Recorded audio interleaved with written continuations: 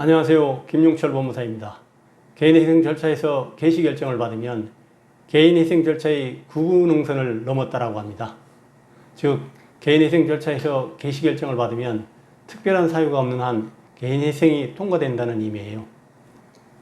그래서 보통 개시 결정을 받으면 저희들 입장에서는 의뢰인에게 그동안 수고 많이 했습니다 라고 얘기를 하고, 의뢰인도 법무사님 고생이 많이 했습니다, 감사합니다, 거의 끝난 것처럼 얘기를 하는데요. 그러면 개시 결정만 받으면 다 끝나는 것이냐? 아닙니다.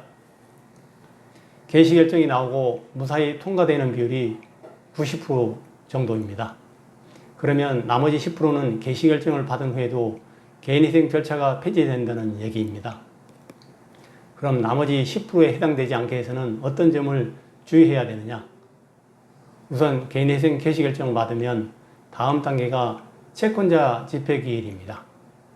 형식적인 절차이긴 하죠. 이 기일을 넘어서면 인가결정이 나옵니다.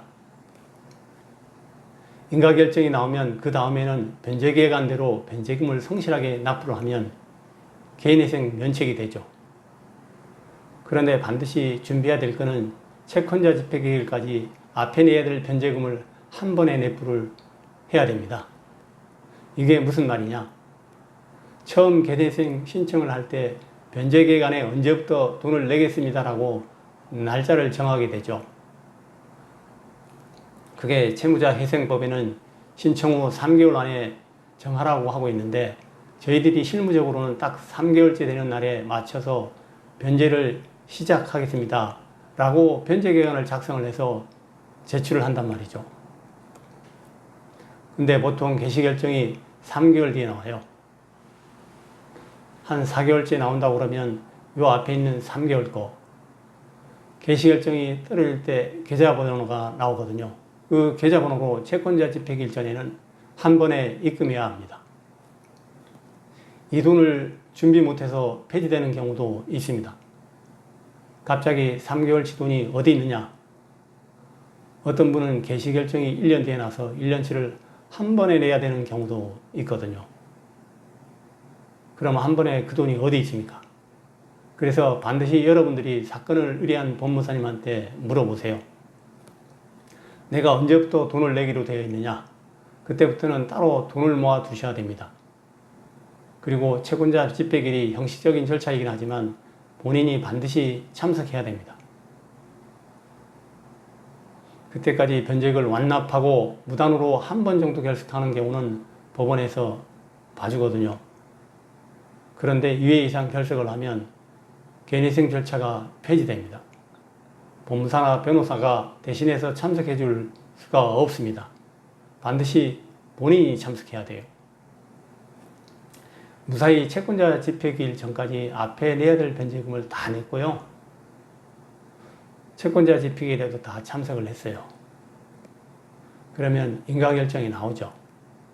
그러면 변제계획안대로 보통 36개월 동안 변제금을 성실하게 잘 납부를 하면 전혀 문제가 되지 않습니다.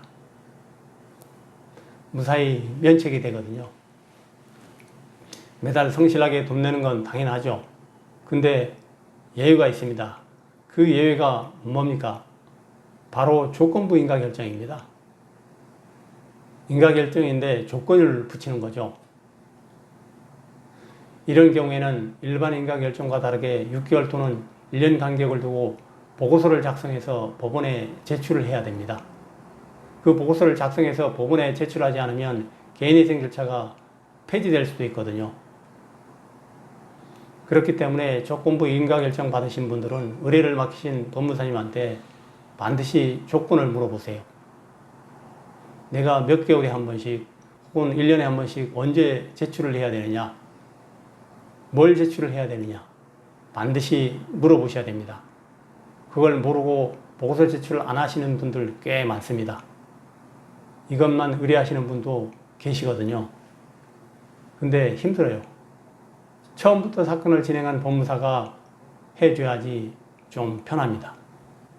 그래서 조건부 인가결정 받으신 분들은 제때 보고서 제출을 잘해야 합니다. 안 하면 폐지됩니다. 개인회생 절차에서 구분응선이라고 할 수 있는 개시 결정을 받더라도 약 10% 정도는 개인회생 절차에서 폐지되고 또 이게 나일 수도 있습니다. 그래서 이번 시간에는 개시 결정 받은 후에도 폐지되지 않게 해서 반드시 주의할 점을 살펴봤습니다. 감사합니다.